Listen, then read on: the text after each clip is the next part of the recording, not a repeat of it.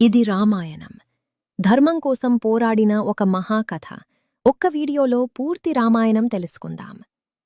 అయోధ్యలో దశరథ మహారాజుకు శ్రీరాముడు జన్మించాడు. రాముడు పెరిగి సీతాదేవిని స్వయంవరంలో వివాహం చేసుకున్నాడు కాని కైకేయి మాట వల్ల రాముడు 14 సంవత్సరాలు వనవాసానికి వెళ్లాడు. సీత లక్ష్మణుడు కూడా ఆయనతో వెళ్లారు. అక్కడే రావణుడు సీతను అపహరించాడు. రాముడు సీత కోసం వెతుకుతూ హనుమంతుణ్ణి కలిశాడు. హనుమంతుడు లంకకు వెళ్లి సీతను కనుగొన్నాడు.